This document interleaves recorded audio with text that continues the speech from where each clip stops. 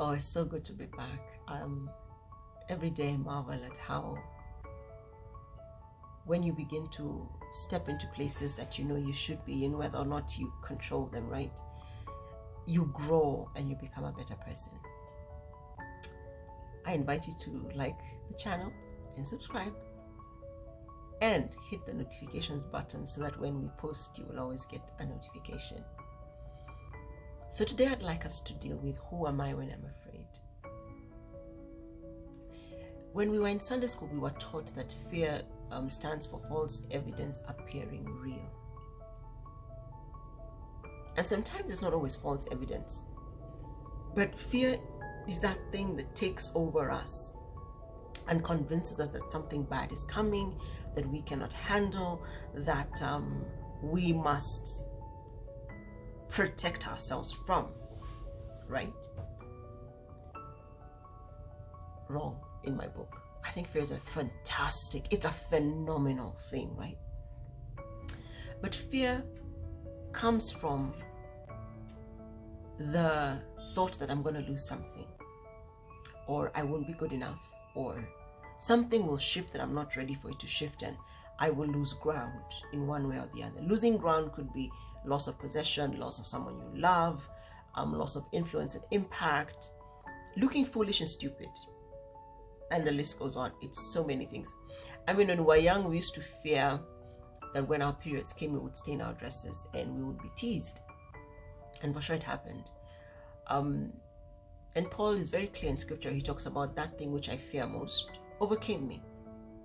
So when I'm afraid, for me as Chesubire, it is a reflection of what I believe in.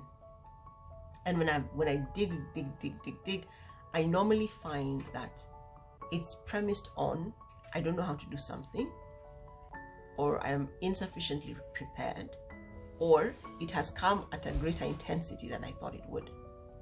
I'll never forget when I first had my son, and he was a fantastic baby. I mean, he slept well, he ate well, he played on his own, you know, he wasn't fussy.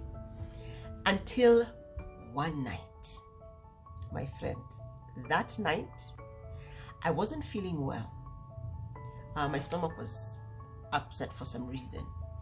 And then he had slept, and then he woke up screaming. And we tried for between 10 p.m. and 1 a.m. to calm him down, put him down. The beauty is I lived in a place where I didn't have too many neighbors around. So thank God we didn't wake up anybody. And I had tried everything I knew. Habi had tried everything he knew. And I was pacing the house, and he was not getting softer. He was getting louder. And my tears were here. Now, I am one who doesn't cry often. But that day I was at the end of myself, and my biggest fear was I would fail to calm my child, and I will prove to the world and to myself that I'm a bad mother. And that really wasn't it. So at about 1 in the morning, my mom is my neighbor, so I called her. Now my mother knows I don't call at those hours for anything. I mean, we don't disturb her sleep generally. So first of all, it's after 1 a.m. and I'm calling. So it's serious. So she's like, what's up? I'm like, I can't get him to settle and I'm not feeling well. So I asked her, do you have this dawa? Do you have this medicine? Something I could take for my tummy? She had. So I asked her, please bring and please come and help us settle the baby. Now, there's a thing called grandmother's love. She walked into the house, picked the young man, held him, and he took a breath and he's crying, and he looked at her because he knew her. I mean, she's been around since he was born. And then she figured it out. So she tried a couple of things that we had tried that did not work, that worked. And the end of the story was his tummy was bloated and he was colicky. I had given him the medicine. It did not work. My mother gave him the medicine. It worked. Ha! Evidence now that I'm a bad mother in my head. But then she said something that really, really caught my attention. She said, you have to understand that your child feeds off your energy. I was like, oh, She's like, yeah, he feeds off your energy. So if you're unwell, he picks it up. If you're stressed, he picks it up. And it's natural for children to apparently read off their mother's energy specifically, but they also read their father's energy. So here are two stressed adults, afraid of failing. I'm not too sure we want to ask for help. And there's this little guy who has figured, and he's very in tune with our state, our emotional state, and the energy and the vibes we're giving off. And so instead of settling, as we get more and more riled up, he gets more and more riled up. So why was his response to his grandmother so easy? She came in with a calm energy. One, because she came praying. So in her mind, in her heart, she's steady. I may have prayed, I'm done, I'm at the end of it. I can't process praying anymore because it's not working, right? And then as she was, as she was holding him and turning him, and she was praying over him and asking God for wisdom. And whatever he told her worked. And the little tot was asleep within 10 minutes.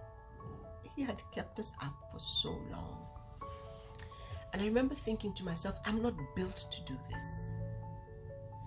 What I realized is when I'm afraid, it brings to the surface the things I'm scared to deal with. So I can run away from them, or I can ask for help to deal with them. Right? And that for me became a game changer. I now began to really ask myself questions about fear. So I like to think that fear in my life is like a thermometer.